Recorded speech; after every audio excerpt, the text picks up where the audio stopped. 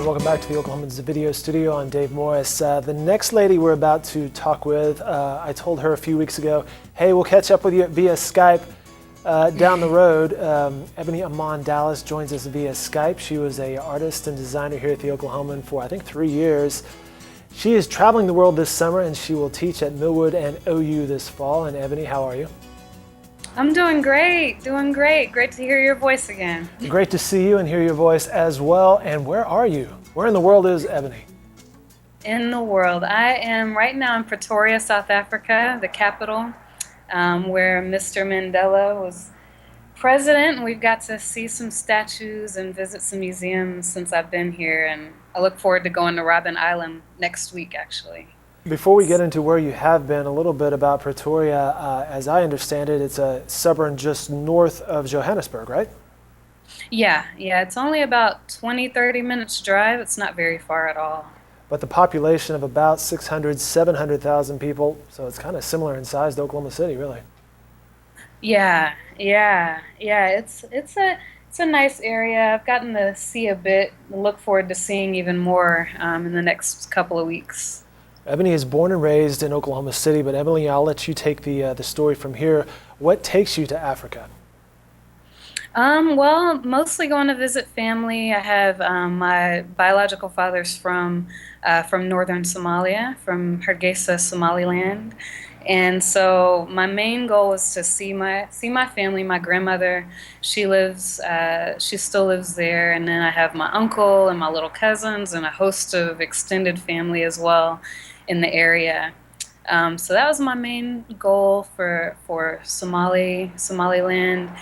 And as well as continuing some of the work that I've been doing with African Nation Artist Organization, which is an organization I founded in 2010 for artists. And so we delivered lots of art supplies that we collected in the U.S., in Oklahoma mainly, and got to meet up with lots of amazing artists, do an art class at the local orphanage, Hargeisa Children's Orphanage. So I've definitely stayed busy. I'm not just on vacation. Yeah, it sounds more than that. Tell us more about the African Nation Artists Organization that you founded, as you said, 6 years ago. You took supplies over there. Who are the supplies for? How are they being used? What's the scene there? Okay, so the art supplies were given to professional artists in the region who have a very difficult time getting access to art supplies. Shipping isn't exactly easy when you're talking about, trying to send things to any part of Somalia. So are we talking paintbrushes, paint? What sort of art supplies? Yeah, paintbrushes, acrylic paints. Oh my gosh. Even pastels, lots of pastels were given as well. So we had a variety of youth and adult level supplies. All the professional supplies went to professional artists in the area, and then the youth supplies we donated to the orphanage, Hargeisa Children's Orphanage. And what's the response when they see you and you're coming in with all this equipment and supplies? And my guess is they've seen your artwork, so they see the end result as well. Oh yeah. I mean, we've done a lot together, and of course, there's like hiccups along the way. We've had an art gallery. Had an art gallery for about a year in the area where we held our art classes. So we had an after-school arts program that went for about 3 years, and so we're looking to get those started again. Hopefully, with the orphanage, we've talked about partnering with them. And so we'll start our fundraising and everything for that, most likely in the fall or winter. But something the board and I need to talk about. Very cool. How hard or how easy these days with technology is it to keep a foot in both countries and keep things moving? It's great as far as having connection via Skype, like right now we're talking. As well as, internet, Facebook is fantastic as well as far as being able to keep up with people and what they're doing.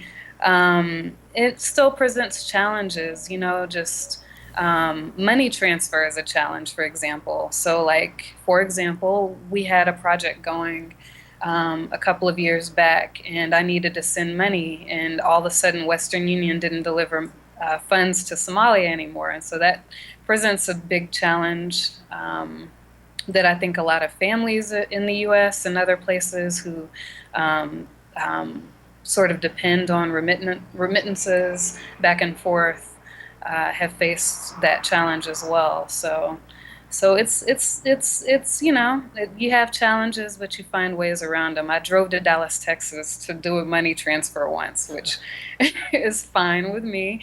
Got to visit my sister, but so it has its own challenges, but you work around it. You find ways to work around it. We're chatting via Skype with Ebony Iman Dallas. She is in Pretoria, South Africa, on a balcony, I believe, Yeah. which is 7 hours ahead of us. So it's about 6:45 p.m. Where Ebony is. As an artist, what inspires you when you travel? Because you've traveled a lot. I try to travel a lot as much as I can. It really, it's about where I'm at. It's about what's going on in the world around me. In Egypt, once I had the chance to meet Lubna Hussein. She's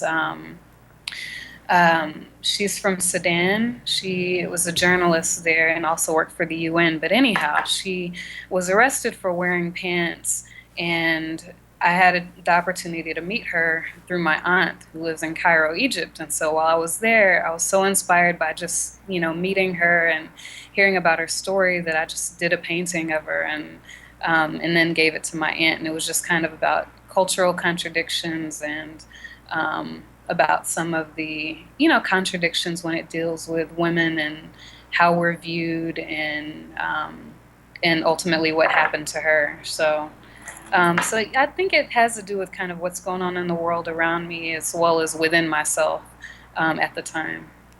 Well, speaking of what's going on in the world around you, from a balcony in Pretoria, South Africa, what's the perception of the U.S. from South Africa? Well, there's a lot of talk right now about the murders that have gone on, some of the police brutality, as well as the shootings that happened in Dallas. That's a big topic, and you see it all on the news. So you turn it to BBC, you turn it to Al Jazeera, you hear it on the radio.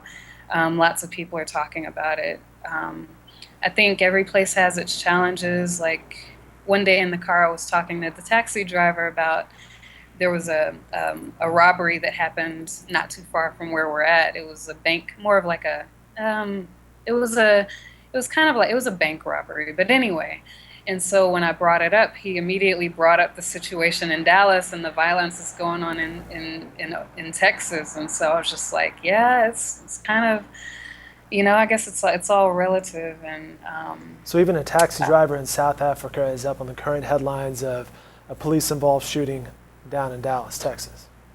Oh, everybody's on that topic. It's all over the news, and it's the radio, the discussion that I heard on the radio here about it had to do with the fact that there's also issues with police brutality here, and so he was kind of comparing what's going on in the U.S. with what's going on right here in South Africa. So, it's nothing new. Unfortunately. Very true. Ebony, what is next for you? What's next for you on this trip? Next for me is my mom and my aunt are coming, so we get to do all the fun, like we'll go to museums and. And by the way, did you travel down there by yourself originally? Oh yeah. I'm used to traveling by myself. Yeah, you're an experienced travel, no question about that. But hey, I'm gonna pick up and go to Africa. It's impressive. Yeah, I mean that's where my family is, so it's not it's not too far off. I mean, it's always someone to meet me at the airport. But when I went to Ethiopia, that was the first time I think I've like traveled to another country and like really been on my own. Like no one meeting me at the airport, no family meeting me. When I was in Addis, I got to meet a lot of great friends, which was wonderful, and we got to hang out. That's the capital of Ethiopia. But once I flew out of Addis to Lalibela, I literally knew no one except for the tour guide that was going to meet me at the airport, and he showed me everything that I needed to see there. So. That was probably the most alone I've been as far as not having family or a close friend or something to I meet gotta me admit, there. it's kind of fun sometimes just to be dumped in a strange land and just kind of go explore. It's amazing what you take in. Definitely, definitely. And then sometimes I think kind of traveling on your own, it gives you more freedom. You don't have to just go with what someone else wants to do all the time. You can kind of just explore and see where your feet land you. So it's been exciting and it's been truly a blessing to be here. I cut you off a second ago. You say your mom's coming into town, so you guys are headed to Cape Town or something, right? Yeah, we're gonna go to Cape Town for about 4 days. And luckily, I have a friend who lives in the Bay Area in California who is like a tour. He does tours periodically here, so he gave me an itinerary. And so we'll have lots of fun stuff to do while we're in Cape Town.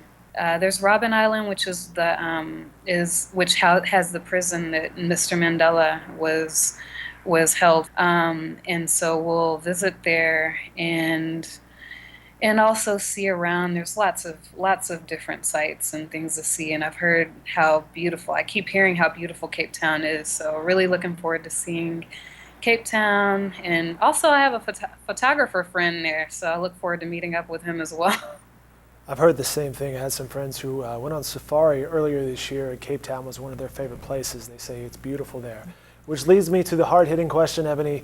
How's the food? The food's great.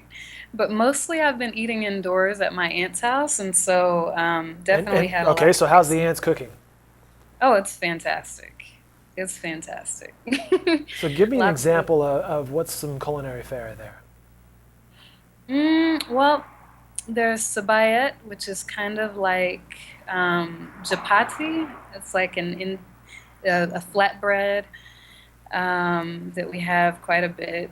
And then also there's different dishes like cubed beef with a variety of spices. Some of it I can't really call Somali because I mean there's a Somali cooking it because it's my aunt, but one of my aunts she just kind of experiments with different things and then some we've had more traditional dishes as well. All right, very good. Had an interview yesterday or earlier this week with the superintendent over at Millwood Schools, which is where you will be this fall. What will you be doing at Millwood? I will be teaching art, so I will be teaching high school and middle school art class. So I'm really excited about that, excited about sharing some of the things that I've seen since I've been away. Some of the art inside of the churches that I got to visit in Ethiopia, which are from the 12th century, as well as sharing some of the art from 5,000 to 8,000 years back in the caves of in Hargeisa. So I'm really excited about it, and it's a new adventure. As an incoming teacher into Oklahoma education, are you daunted at all by, okay, we got budget cuts, or do you look at it as, I'm going to do my job, this is a challenge to overcome or to deal with? I think the latter. Definitely, it can be scary, but anywhere you work, I think you can feel that same way, and you don't really know what lies ahead. So taking a chance isn't always a bad thing. I think it's a good thing to take chances and kind of see where things land. As far as the state of affairs in Oklahoma and the educational system, it's pretty daunting. It is very daunting, and I feel horrible for so many people who have lost their jobs. And hopefully, this trend won't continue, and it'll, turn back around. I don't think we can afford to lose any more, or even the ones that we have lost. So yeah, it's kind of scary but exciting at the same time. Well, fantastic. Ebony, it's been great catching up with you. Stay safe and best of luck. By the way, you can follow Ebony's travels. She's blogging for us on newsok.com. She has a website, ebonyiman.dallas.com. She also has a couple Facebook pages where she shares her artwork and travels. Ebony, stay safe. I've enjoyed the conversation. Thank you. I've been enjoying the conversation as well, and I look forward to seeing you all when I get back.